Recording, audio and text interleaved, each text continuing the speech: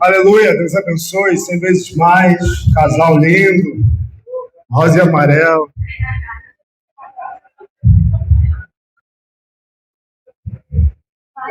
Casal dela, né? Aplaudir o Senhor pela beleza desse casal.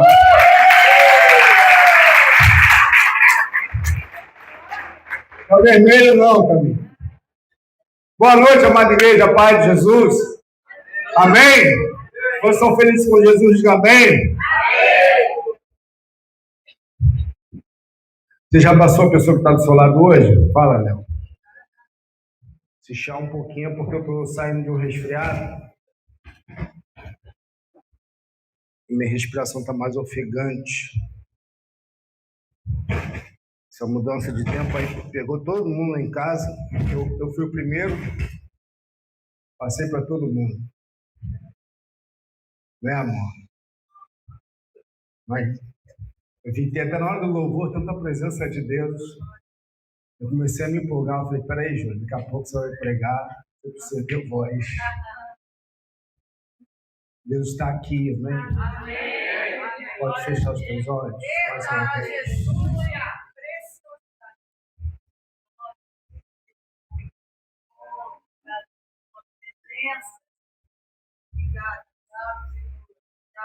Espírito Santo. Para além de qualquer palavra, para além de um sermão bem pregado, bem falado, bem exposto, a tua presença está muito além disso. A tua revelação está muito além disso. Com o coração aberto, nós queremos dizer a Ti, Espírito Santo, pastor dessa igreja és Tu. Nós queremos trilhar o Teu caminho, nós queremos, com tudo que temos e somos, Senhor, poder agradar a Ti com uma boa atitude. A atitude de um coração aberto, de um coração dependente de Ti, de um coração quebrantado na Tua presença.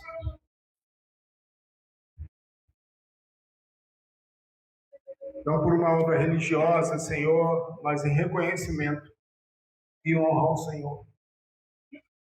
Não estamos simplesmente, Senhor, diante de pessoas, diante de uma plateia, não viemos aqui brincar, não viemos aqui trazer entretenimento. Não estamos aqui nessa terra, Senhor, para edificar um reino, um governo humano, mas para edificar o Teu reino, Senhor Jesus, servir a Ti, seguir a Ti, manifestar a Tua glória nessa terra. Fazer de momentos como esse, momentos que marcam a nossa vida, marcam a nossa história, trazem selo, carimbo, Senhor, sobre as nossas vidas para nos dar combustível, vigor, revelação para quando saímos daqui, Senhor. Como Paulo fala na Tua palavra em Romanos 12, rogo-vos, pois, irmãos, pelas misericórdias de Deus, que vos apresenteis por sacrifício vivo, santo e agradável a Deus, que é o culto racional de vocês. O culto não começa às 6 e nem termina às 8. Não depende de uma reunião necessariamente, porque o culto ele é racional, ele é 24 horas por dia, ele é em todas as situações, não depende de uma roupa, não depende, Jesus, de uma função. Aqueles que vivem para Ti, como a Tati acabou de ler, que não sou eu mais quem vivo, mas Cristo vive em mim. Não vivemos de um culto público simplesmente, Senhor, para expressar a nossa religiosidade. Não. Nosso culto é contínuo para expressar a nossa vida em Ti, Jesus. O Espírito Santo transforma a nossa mentalidade nessa noite.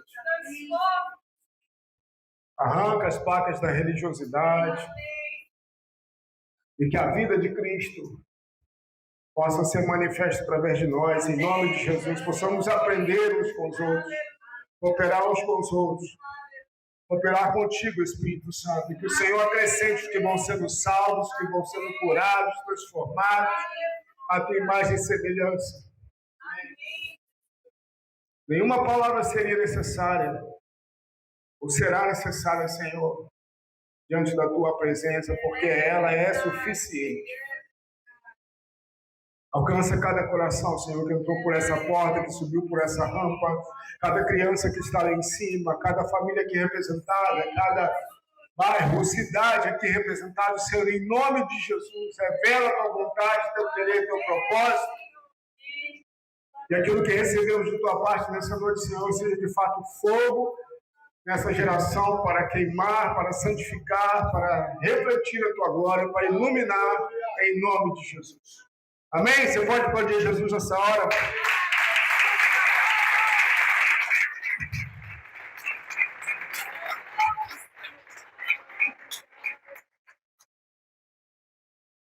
Glória a Deus, aleluia, Deus é bom, o tempo todo.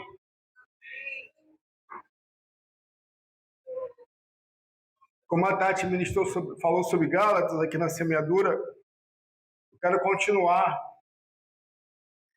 o nosso estudo, na verdade, de ministrações acerca da carta aos irmãos da Galácia. No domingo passado, minha esposa ministrou aqui, nos outros 2 domingos anteriores, fui eu que ministrei, começando em Gálatas 1, 2, 3, e parte do 4, eu quero falar um pouco do 4, hoje do 5.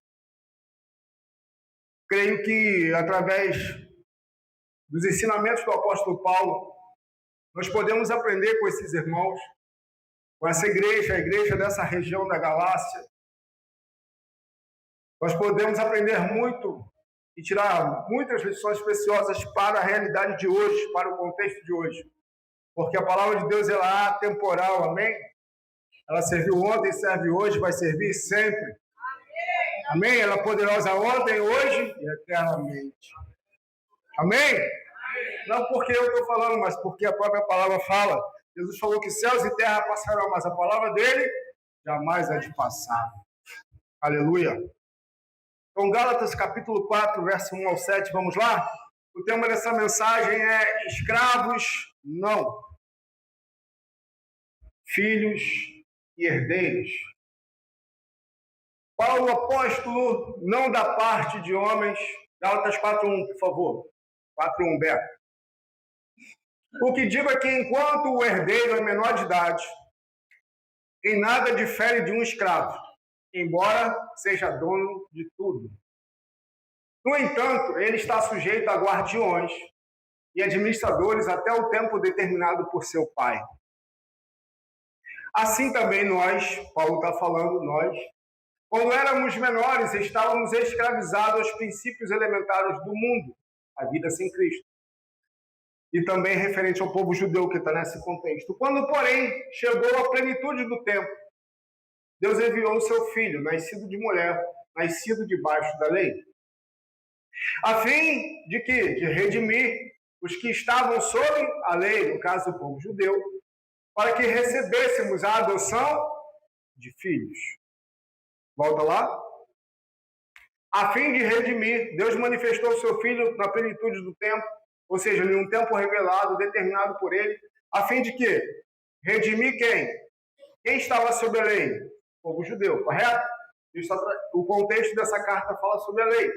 Para que recebêssemos, Paulo está falando do seu povo, a adoção de filhos, ou seja, para que eles recebessem uma adoção que eles não tinham. Está claro isso? O judeu era o povo de Deus, mas eles não eram chamados filhos de Deus. Para que recebessem a adoção de filhos. Ok, vamos à frente.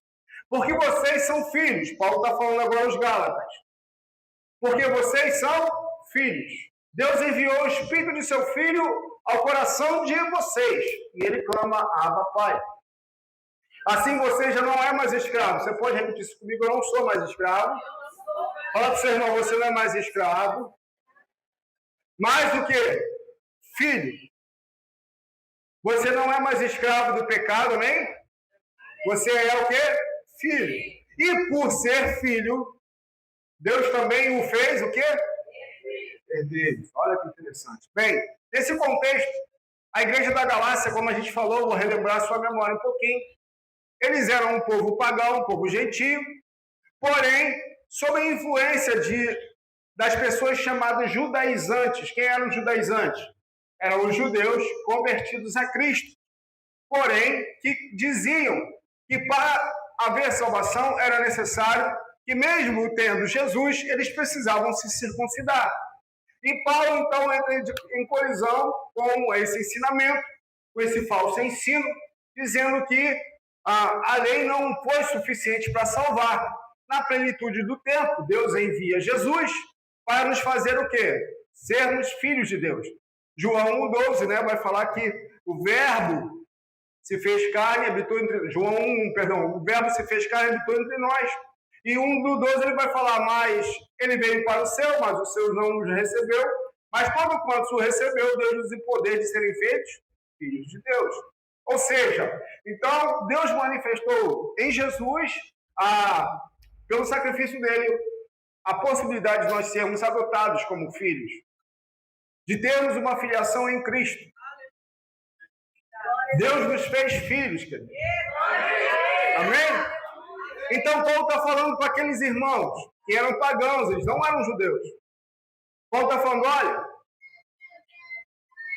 chegou um momento em que Deus trouxe a possibilidade de recebermos uma adoção, de sermos adotados como filhos. E o filho adotado é porque o pai, de fato, vai lá e quer que ele seja, de fato, seu filho, ou a mãe também. Mais à frente, nesse capítulo, Paulo vai falar de algo que eu já falei aqui, que vai falar dos dois filhos de Abraão, pelo menos os mais famosos, que Abraão teve outros filhos. Ele vai falar sobre Sara e Agar. Eu quero poder falar isso com você, para você ver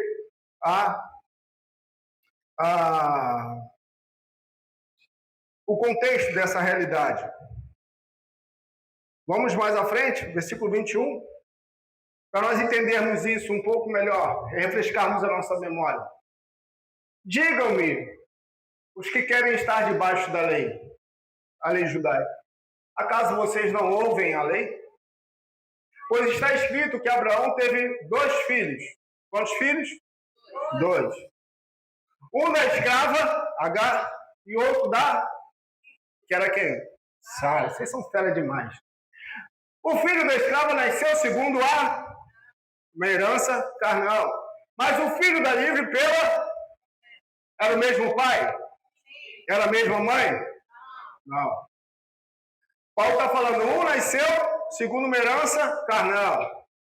Teria herança segundo o tesouro terreno? Sim ou não? Sim ou não? Teria. Ismael teria. Não é isso? Mas a promessa estava sobre quem? Isaac. Presta atenção nisso. Essas coisas estão escritas em linguagem figurada. Olha como Paulo entende a lei. A revelação de Deus. Essas mulheres representam o quê? 2 alianças. Uma aliança procede do Monte Sinai e gera filhos para a escravidão. Esta é Agar. Agar representa o Monte Sinai na Arábia e corresponde à atual cidade de Jerusalém, cidade física de Jerusalém, que está escravizada com os seus... Olha que interessante. Segue. Todavia, a Jerusalém do alto é livre. Ela é a mãe, é aquela que virá no final de tudo, a nossa cidade celestial. Pois está escrito, regozije-se, ó estéril, você que nunca teve um filho, grite de alegria, você que nunca esteve em trabalho de parto. Porque muitos são os filhos da mulher abandonada, mais do que os daquela que tem marido. Continua. Vocês, irmãos, são filhos. Vocês, irmãos, o quê? Igreja da Galácia. Vocês são o quê? Filhos da... Como quem? Então, Paulo está falando, ei, aqueles que querem viver sob a lei, sob a salvação segundo as suas próprias obras, sob o próprio merecimento, estão vivendo debaixo da lei e não serão justificados pela promessa. Mas aqueles que entendem que desde Abraão havia uma promessa, que Isaac seria chamado a sua descendência, que o Cristo viria dele, esses sim vão herdar e viver pela fé. Isso é muito interessante porque, ainda que o povo judeu seja um povo onde Deus enviou seu Filho, onde Deus se revelou, se manifestou na antiguidade, a Bíblia está deixando bem claro que, ainda que seja um povo amado por Deus, o povo da promessa se trata da igreja, daqueles que em Jesus, por meio da fé, alcançam de fato a filiação. A filiação de Deus não está condicionada a uma geração, uma herança, a uma hereditariedade terrena, a uma questão sanguínea, a uma questão de descendência humana, mas sim pela descendência gerada ou assim estabelecida por meio de Cristo Jesus. Por isso que Deus vai falar que Deus enviou o seu único filho. Porém, Jesus não permaneceu sendo o único. Depois de morto e ressuscitado, ele passa a ser o quê? O primeiro, o primogênito. Por quê? Vai existir o segundo, o terceiro, o quarto, milhares e milhares e milhares e milhares. E Paulo vai falar à igreja de Roma: nós somos herdeiros de Deus e co-herdeiros com Cristo. Sendo Cristo nosso Senhor, nosso Salvador, mas também nosso irmão mais velho. Então, essa igreja estava caminhando muito bem, vivendo debaixo da graça, mas chegou alguns irmãos com alguns ensinos, dizendo: ei, é necessário fazer algo além de Cristo, para você ser salvo, para você ser justificado. Mas a Bíblia não vai falar isso.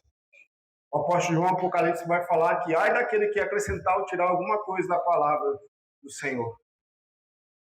É somente em Cristo que há salvação e redenção. Paulo está falando, não há merecimento humano nessa história aqui.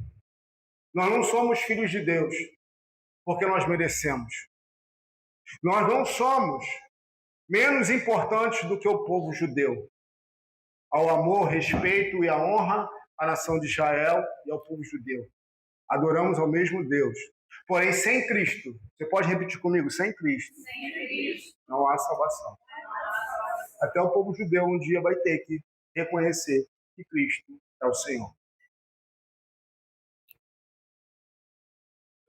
Nós somos, pela graça divina, pela misericórdia de Deus, o povo da promessa. Aleluia. Nós precisamos crer nessa realidade. Aquilo que foi ministrado lá em Abraão, Isaac, Jacó, toda herança.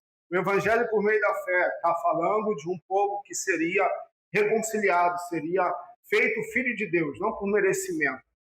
E Paulo está batendo nessa tecla, batendo nessa tecla com esse povo. Por quê? Porque esse povo estava voltando a ficar escravos novamente. Mas eles nunca viveram debaixo da lei. Eles saíram do mundo, foram para Cristo. E de Cristo estavam voltando para a lei. E Paulo está falando, a lei e o mundo é a mesma coisa. Porque a lei não pode justificar ninguém. E todo mundo que quer viver segundo a lei vai ser condenado, porque é impossível alguém ser justificado por ela. Só há justificação por meio de Cristo. Paulo está falando, ei, nós somos herdeiros, filhos herdeiros. Mas a questão é, um desafio para nós hoje como igreja é, nós somos, vivemos, pensamos, andamos, caminhamos como filhos e como herdeiros. Ou às vezes temos atitude, mentalidade, comportamento de escravo. Não quero falar simplesmente do pecado em si, mas escravo de uma mentalidade aquém da realidade que Deus deseja para nós. Porque o escravo ele tinha um senhor, sim ou não? Sim ou não? Sim. Tinha. E como que o escravo seria aceito, seria louvado, seria exaltado pelo seu senhor? Se ele fizesse tudo certinho, não é verdade? É ou não é? Porém, para nós sermos filhos e herdeiros, não está condicionado a fazermos tudo certinho. Você faz tudo certinho, irmão? Não, pastora. Você é a única. O resto todo mundo faz tudo certinho. Ninguém erra. Todo mundo é perfeito. Mas, pastor, quer dizer então que a gente não tem que proceder corretamente? Não, uma coisa é uma coisa, outra coisa é outra coisa. Só que normalmente, nós queremos fazer tudo certinho, não pelo desejo, às vezes, muitas vezes, de agradar ao nosso Senhor, mas porque a gente quer agradar a pessoa que está do nosso lado. aos nossos irmãos. Às vezes a gente quer ser aceito, a gente quer ser bem recebido, a gente quer, devido às nossas debilidades, falhas ou vazios da alma, a gente quer receber curtidas e likes. E por isso, às vezes, nos comportamos como escravos, não como filhos e herdeiros. Quem está do seu lado é filho também? Você crê nisso? Amém. Se está em Cristo, ele é filho, amém? Amém? Ele é herdeiro de Deus também, amém?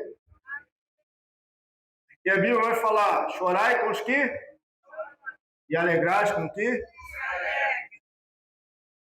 Só que Paulo vai mencionar brevemente no capítulo 5 algumas questõezinhas que acontecem no meio dos irmãos, no meio da igreja. Para aqueles que querem viver segundo a carne, segundo a justificação humana. Nós precisamos pensar, agir e viver, se posicionar como filhos e herdeiros. Vou fazer uma pergunta para você, pensa aí. Quando você às vezes recebe uma palavra de fé de alguém, de ânimo, mas você se lembra das suas debilidades, que você não tem andado muito, que você não tem orado muito, que você não tem jejuado muito, que você não tem lido tanto a Bíblia. O que automaticamente você procede na sua memória? Eu não sou digno de receber. É verdade? Sim. Obrigado. Pensei que eu fosse o único. Mas tem coisas, de fato, que estão condicionadas a práticas. Concordo, beleza? Porque a Bíblia fala que aquilo que o homem semeia a ele, mas nem tudo está relacionado a simplesmente a semente. Como assim, pastor? O que Jesus fez na cruz? Uma herança. O Espírito Santo dentro de nós é uma herança. Obviamente, da fé que eu tenho nele. E eu preciso entender qual é o poder de uma herança. Uma herança não está relacionada ao que eu faço ou deixo de fazer. Uma herança está condicionada a quem é o meu pai. Quem é o teu pai? O que ele fez por você? Então, para eu viver de qualquer jeito, porque já está tudo feito, se ele fez, me deu como herança, não preciso fazer nada? Negativo. Isso é um falso ensino. Porém, eu preciso entender que se não for a herança que eu recebi dele, nada do que eu faça possa ter algum efeito.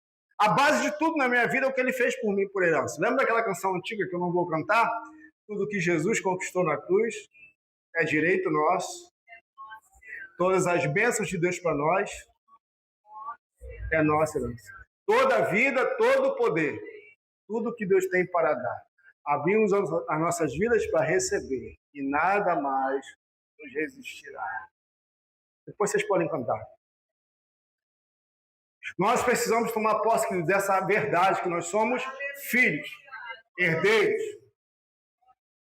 Porque manifestar Deus não se trata necessariamente de uma capacidade humana, porque senão a gente vai esbarrar naquilo que muitas vezes a gente vê aí no mundo. Quando a gente presta um concurso, a gente está concorrendo, a gente está competindo, né? A gente está batalhando, competindo contra as pessoas. E a gente percebe que nem todo mundo que conquista alguma coisa é porque é mais capaz, mas às vezes é porque se esforçou mais. No reino de Deus acontece isso, com certeza. Tem muita gente que é muito mais capaz do que eu e você. Você conhece alguém assim? Pô, eu conheço vários. E pela graça e favor de Deus, alguns não alcançam algumas coisas. Por quê? Porque não se submetem à vontade e ao governo de Jesus Cristo. Mas isso não está relacionado simplesmente ao mérito, à capacidade, mas está relacionado à graça de Deus, ao favor de Deus. Porque muitas vezes eu vejo, né, as pessoas, a gente quer viver nessas comparações e achar resposta para tudo, e nem tudo tem resposta. Porque algumas coisas acontecem com seu irmão, não acontecem com você, Parece ser tão fácil para os outros, e não é para você, né? Algumas coisas simples do dia a dia. E seu irmão faz tão bem, sua irmã faz tão bem, e você tem uma grande dificuldade. Nós não podemos ficar presos a pensamentos como esse, querido. Esses são pensamentos de escravo. Nós somos livres. Aleluia! Gálatas capítulo 5, 1 vai falar que foi para a liberdade que Cristo nos libertou. Portanto, permaneçam firmes e não se deixem submeter novamente ao jugo de escravidão. Paulo vai falar no verso 6, olha que interessante, porque em Cristo, nem a circuncisão, ou seja, nem o judaísmo, nem a incircuncisão, o paganismo, isso está falando do quê? De nacionalidade. Tem efeito algum em Cristo, nada disso é importante. O que importa, de fato, é a fé que atua pelo amor. Bota aí. Mas sim a fé que atua pelo amor. Não tem mais descendência, não tem mais nacionalidade. Não estamos presos mais a isso, a nenhum tipo de questão sanguínea, hereditariedade. Em Cristo, o meu passado, a minha descendência, pouco importa, porque ela não vai determinar o meu futuro. Em Cristo, o que importa é a fé que atua pelo amor. A fé que eu tenho nele, o amor que eu tenho nele e ele em mim, é que vai determinar onde eu vou chegar. Essa deve ser a verdade que queima o nosso coração para transformar nossa mente de pensamento de escravidão para um pensamento de filho, de herdeiro. Eu sou filho de Deus, então não tem, de repente, alguém no mundo que Deus se importe mais do que eu não sou filho. O amor de Deus pelos filhos não é um amor igual. Deus faz acepção de pessoas. Faz ou não faz? Mas a gente acha que faz. A gente recita a Bíblia, mas não vive isso na prática, porque a gente acha que Deus tem filhos prediletos. Deus não é como a gente. Deus é um pai perfeito. Mas Deus nos faz acepção de atitudes, é outra história. Aí entra a lei da semeadura. Paulo não falou quem semeia pouco, hein? Pouco colherá. Ih, pastor, eu falar de dinheiro. Não. Que semeia pouco. O que é pouco para você, irmão? Vamos aprender isso de uma vez por todas. O que é pouco para você? O seu pouco pode ser muito para mim. Pouco fala de proporção, da medida que você pode contribuir. Então, pouco para você não custar nada, pode custar muito. E para mim, não custa nada. Exemplo. Aí a gente vai para a oferta. A mulher dá a oferta da viúva pobre. A oferta dela foi pequena, não foi? Sim ou não? Mas custou muito para ela? A oferta dos ricos era muito maior que a dela, correto? Mas não custaram nada para eles. Então, ofertar pouco, semear pouco, fala de proporcionalidade. Aprenda isso na sua vida, de uma vez por todas. Então, se eu semeio pouco, ou seja, se eu faço pouco diante daquilo que eu posso fazer, seja em oração, jejum, seja o que for, na minha vida, no meu tempo, nos meus estudos, se eu estou semeando pouco, proporcionalmente eu vou colher pouco. Mas se eu semeio muito, esse muito não é os meus olhos, não são os seus olhos, é os olhos de Deus. Ele é quem bota tudo na balança e enxerga a proporção correta. É Ele que faz isso, não somos nós. Quem semeia muito, muito, colherá.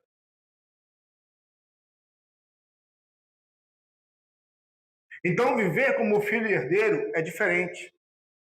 Porque o escravo, ele vai trabalhar, a mentalidade dele é trabalhar para agradar alguém, para cumprir algo, para fazer algo.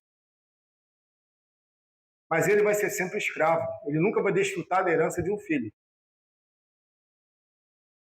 Mas nós que somos herdeiros, precisamos entender isso e viver essa realidade. Viver como herdeiro fala de entender e compreender qual é a herança maior que nós temos. Qual é a herança, irmão, maior que nós temos, que o cristão pode ter? Salvação. Qual uma outra herança grandiosa, que é o que nos nos sela para a salvação, para aquele grande e glorioso dia do Senhor? O Espírito Santo. É poder saber que aonde estiver, como acabamos de cantar, Maria achou uma boa parte, e Jesus falou, essa não vai ser tirada. Marta estava preocupada em trabalhar, em agradar Jesus, apresentar uma casa agradável para ele.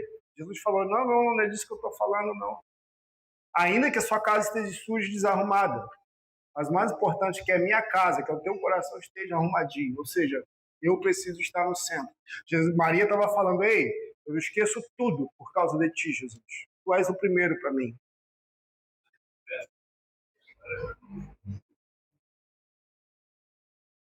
Filho, herdeiro, quer viver a sua herança, quer desfrutar da sua herança. Ele é responsável com a sua herança. Escravo não. Escravo ele faz, se deixar ele gasta, se o Senhor não está perto ele não trabalha, ele descansa. Como eu estava orando aqui sobre o culto. Não, hoje é o culto, eu vou botar uma roupa, eu vou para a igreja, lá eu vou orar, lá eu vou dar a paz do Senhor, lá eu vou abraçar, oi, meu irmão. Oi, pastor. Oi, pastor, boa noite. Oi, meu irmão, boa noite. Só que aí durante a semana, marido e mulher, sai para lá, se arranha, se morde, se batem, misericórdia, xingam. Não, o culto é 24 horas por dia. Mudança, mudança. Para a lei, o culto, a redenção da oração era baseado num sacrifício de animal, era baseado num ritual. Enquanto Deus estava assim, esse povo me adora com os lábios, mas o seu coração está longe de mim. Nunca estive atrás de sacrifício, nunca estive atrás de sangue derramado. Uma nova mentalidade, uma nova realidade do que de filiação. Os judeus chamavam Abraão de pai. Nós chamamos o próprio Deus de Abraão de pai. Entende, irmão? Pai. Pai. Pai. Jesus é o meu Senhor, Salvador, Redentor, mas ele também pode ser meu amigo, ele também pode ser o meu irmão mais velho. Aliás, ele é o meu irmão mais velho, mas questão de ser amigo, fala que eu preciso buscá-lo. Para encerrar, verso 16 vai falar assim, a vida pelo Espírito. É uma passagem muito conhecida dessa carta de Gálatas e a gente vai falar um pouquinho sobre ela. Por isso digo, vivam pelo Espírito, Paulo está falando. Viver pelo Espírito, ser guiado por ele, ser direcionado por ele. E de modo nenhum satisfarão os desejos da carne. Opa, peraí. Então quer dizer que se eu vivo pelo Espírito, eu não vou sentir mais desejo na minha carne? É isso que a Bíblia está falando? Que minha carne não vai ter vontade de matar, estrangular, agredir, ofender? Não. Paulo está falando, ei, se eu sou guiado, direcionado pelo Espírito Santo, se eu procuro viver de acordo com a pessoa dele, porque ele é uma pessoa, a minha carne continuará tendo o quê? Desejo. Mas eles não serão o quê? Satisfeitos. Pois a carne deseja o que é contrário ao Espírito. É o Espírito Santo, está com E maiúsculo aí. O Espírito que é contrário a... Sua carne tem desejo, irmão? Tem desejo que é contrário ao Espírito? Tem. Tem.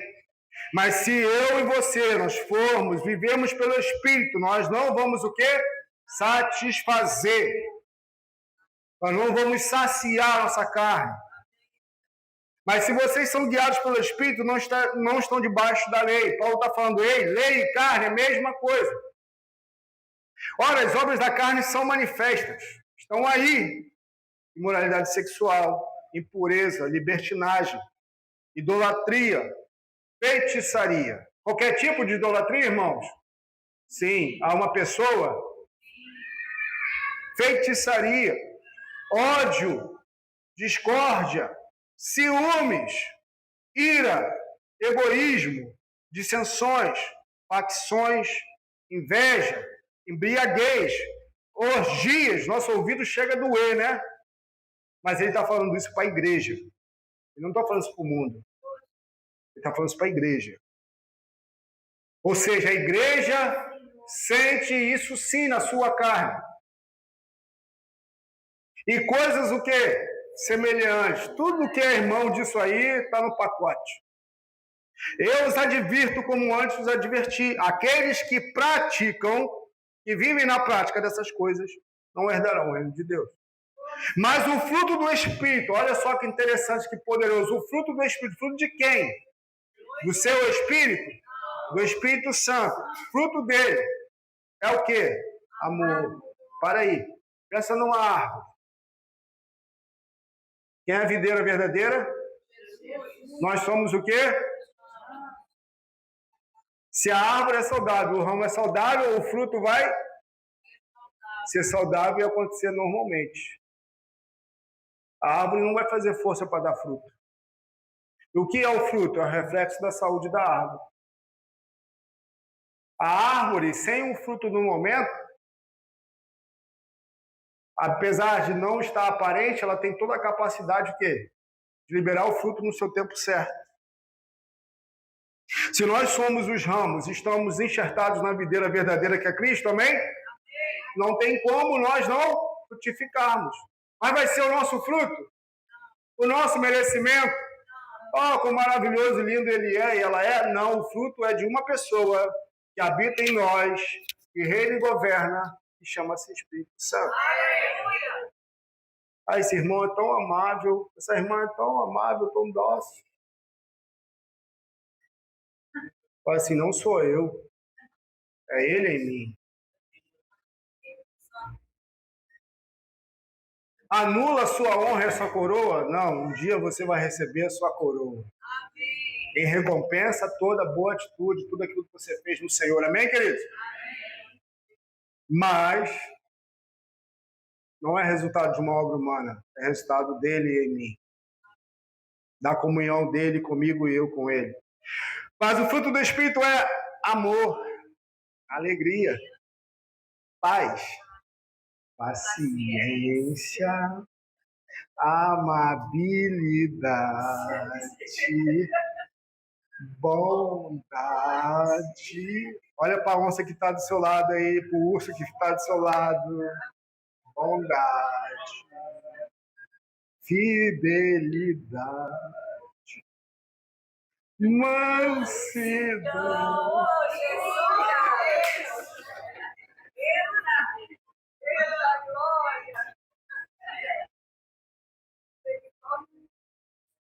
Domínio próprio.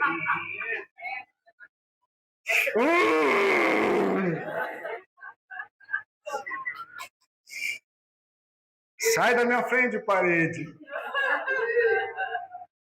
Esse é o fruto dele.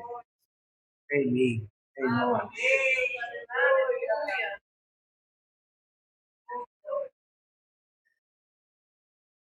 Contra essas coisas, não. Os que pertencem a Cristo. Culto racional, ó. Culto racional consciente. Crucificaram a sua carne. Quem crucifica a sua carne, irmão? É Cristo? É Jesus que pega você e te joga na cruz? É você que tem que ir, eu que precisamos ir caminhando para lá. Culto diário. Rogo-vos, pois, irmãos, pelas misericórdias de Deus, que apresentei o vosso corpo por sacrifício vivo, santo, sacrifício vivo, não é morto, é vivo. Até Cristo, os sacrifícios eram entregados vivos e depois havia morte. Mas nós não. Sacrifício vivo, santo e agradável a Deus. Os que pertencem a Cristo crucificaram sua carne com as suas paixões e os seus. Se vivemos pelo Espírito, guiados, orientados por eles, andemos também no Espírito, ou seja, uma prática de vida segundo o Espírito. Vamos nos lembrar quem é ele? Ele é uma pessoa. E ele é santo. Qual o propósito dele? Edificar, capacitar a igreja. Para quê? Para que Deus seja glorificado. O Espírito Santo trabalha para que o Pai seja glorificado. Não sejamos presunçosos, provocando uns aos outros, tendo inveja uns dos outros. Misericórdia. Gálatas 6 fica para uma outra oportunidade.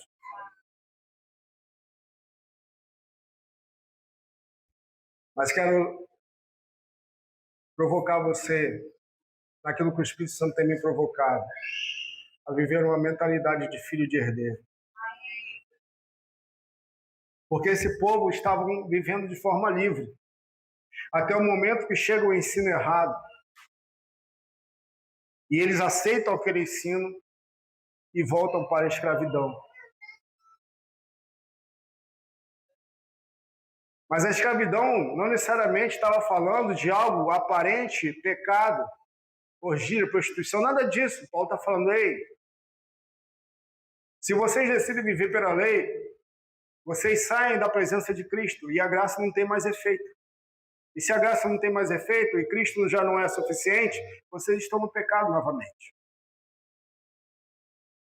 E nós corremos o risco do nosso dia a dia a gente achar ou depositar em alguém, uma outra pessoa, uma igreja, ou qualquer atitude nossa, e isso será suficiente para a nossa redenção, salvação, bênção e tudo mais. Nós precisamos entender que de Cristo nós não podemos sair. Porque aquele que está em Cristo, ele é o quê? Nova criatura. A partir do momento que a gente sai de Cristo, a velha criatura brota.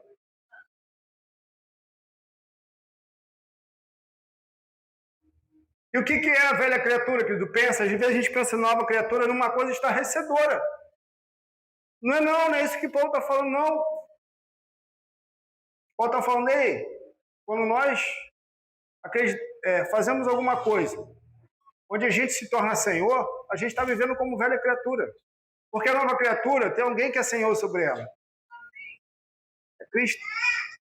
Quando a gente decide viver por nossa conta, decidir por nossa conta, deixamos de viver como nova criatura. Isso é fácil. Isso é rotineiro.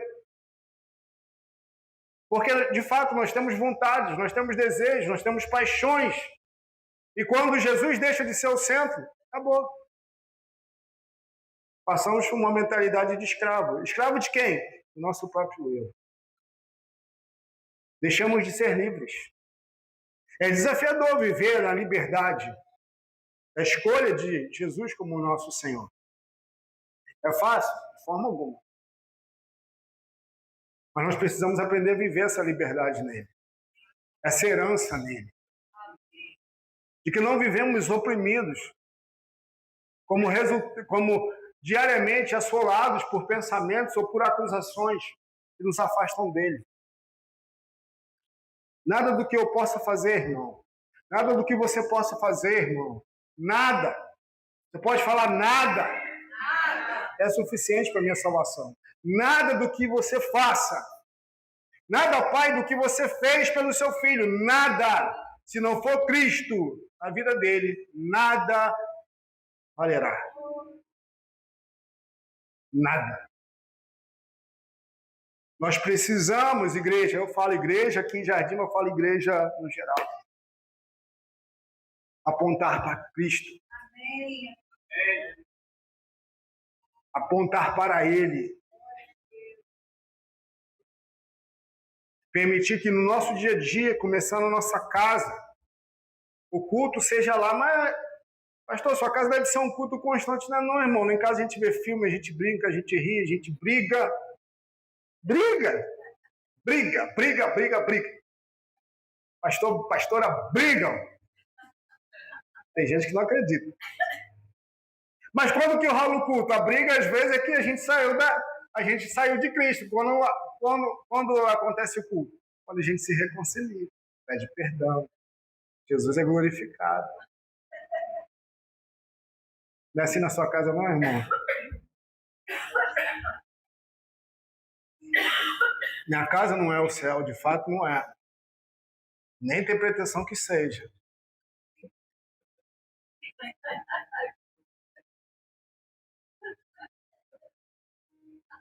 Mas seja no lazer, seja no momento de oração, o culto é o mesmo.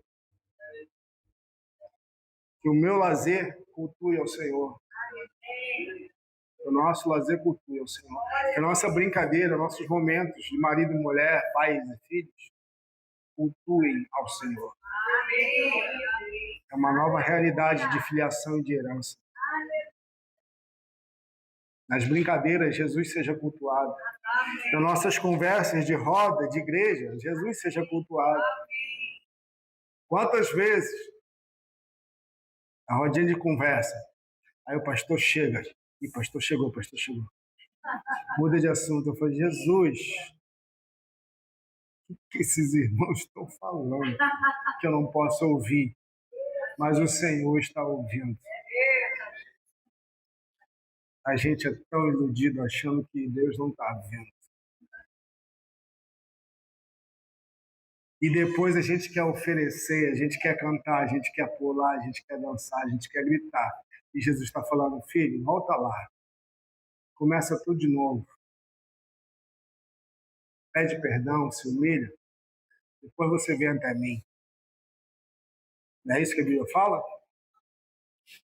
Antes de entregar a tua oferta, vai lá se reconcilia com teu irmão. Se reconcilia com teu marido, com tua esposa, com teu filho, com teu pai, com tua mãe. Depois você volta e oferta. Porque a tua oferta não tem valor nenhum com esse coração que você está. Pois é. Viver como filho é diferente, irmão. É outro padrão. Mas é isso que Jesus nos chamou para fazer, não é? Pela graça, pelo poder que opera em nós, o Espírito Santo, é possível essa realidade. Nós fomos chamados para isso. Não sei se vai dar para cantar aquela canção lá do Fernandinho. Eu não sou mais escravo do medo. Sou filho de Deus. Quantos são filhos? Viver como filhos, herdeiros de Deus. Se o nosso Pai é dono de ouro, da prata, por que nós não podemos prosperar? Por que nós não podemos conquistar? Tantas coisas já nos foi dada, amém?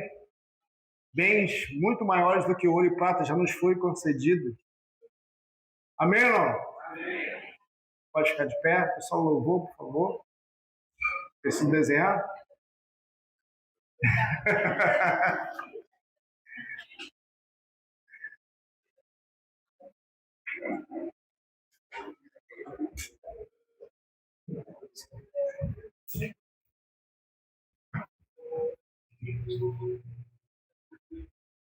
O filho, ele, diante do pai, eu sei, né, porque eu vivo isso lá em casa. De fato, a questão de respeito, honra, mas há momentos também de descontração, de liberdade, de amizade, de companheirismo.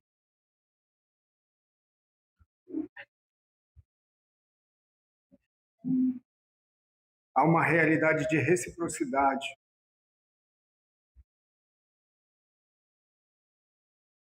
Como filhos, como irmãos em Cristo, herdeiros da promessa, fomos chamados como filhos para esse tempo.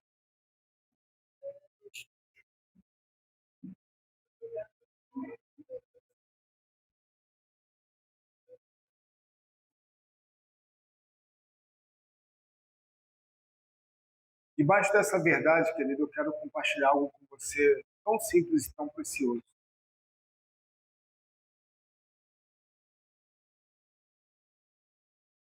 Você, como filho, e eu, nós temos uma importância na história.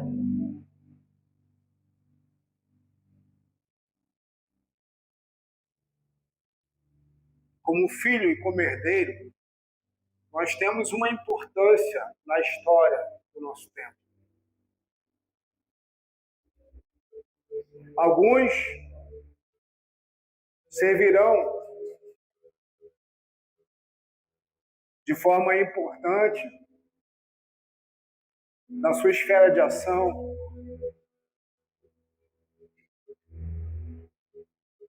na sua área de atuação, talvez na sua profissão, talvez a nível de ministério. Mas fato é que você, como filho, você não faz parte de uma família e que você é o esquecido, que você é o Davi, esquecido pelos seus próprios irmãos, menosprezado pelos seus próprios pais. Não, de forma alguma. Sobre você, sobre mim, independente de onde nós estejamos, e na condição que nós estamos hoje, como você entrou aqui hoje, você tem o seu valor e a sua importância na história.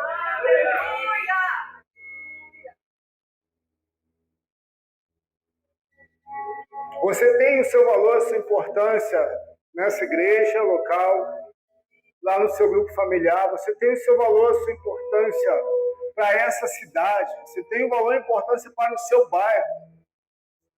Porque se você é filho e se você é herdeiro, você, aonde vai, a sua casa, onde está, nós carregamos uma presença.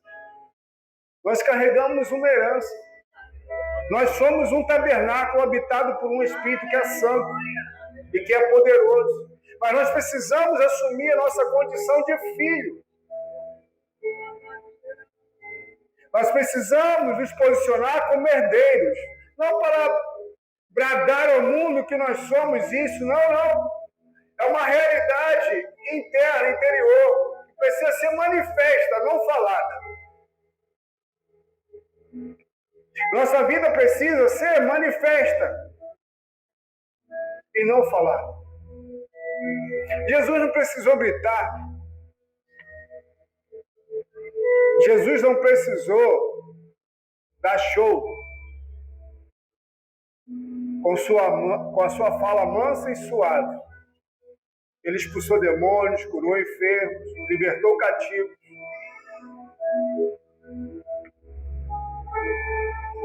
Você precisa assumir aquilo que Deus te confiou como filho. Aquilo que Deus depositou em você como herança. Que para você pode ser algo tão insignificante, mas pode ser o maior tesouro para quem está do seu lado. Se levanta nessa noite, filho de Deus. Se levanta nessa noite, filha do Rei. Para assumir, de fato, uma veste de santidade, de pureza. Não por causa dos nossos próprios méritos, mas por causa do sangue derramado. Ainda que o vosso pecado seja vermelho como um carmesim, Deus fala que fará nossas vestes brancas como a neve, alva como a neve. Pelo sangue, não é pelo sabão em pó, não é pela uma roupa nova e bela que você pode colocar, mas está falando de uma veste interior. Se levanta, filho de Deus. Se levanta, filha de Deus. Se posicione como herdeiro, não como escravo. Não como alguém que fica mendigando a presença de um rei, não. Mas como alguém que tem acesso, de fato, ao trono da graça de Deus. Se liberte de toda amarra, de todo impedimento, de tudo aquilo que talvez até mesmo a própria religião um dia te travou. Mas saiba que não é a religião que nos religa, é Jesus que nos conecta com o céu. Se levanta sem humildade e simplicidade, mas ousadia, autoridade e poder. Porque isso também é reservado aos filhos. A criação aguarda com grande expectativa a manifestação dos filhos de Deus. Eis aí vos dei autoridade para pisar de serpentes e escorpiões e todo o poder do inimigo, sem que nada, absolutamente, vos cause dano. Vamos louvar ao Senhor. Começa aplaudindo a Ele bem forte. Nós iremos orar e abençoar como igreja em nome de Jesus nessa noite. O Senhor quer nos dar liberdade. O Senhor quer te dar liberdade. Uma liberdade de adorar a Ele, de louvar a Ele, de engrandecer o nome dEle. Em nome de Jesus, Pai, nós queremos te exaltar nessa noite pela liberdade que o Senhor nos deu.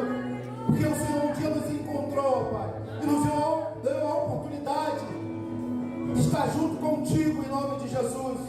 Nós queremos ser gratos a Ti por tudo isso que o Senhor tem feito.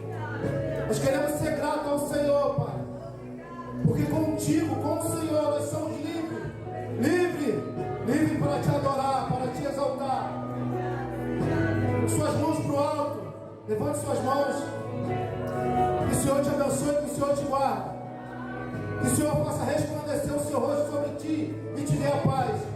E que as doces consolações do Senhor, do Espírito Santo, estejam sobre a sua vida, sobre a sua casa, sobre a sua família, em nome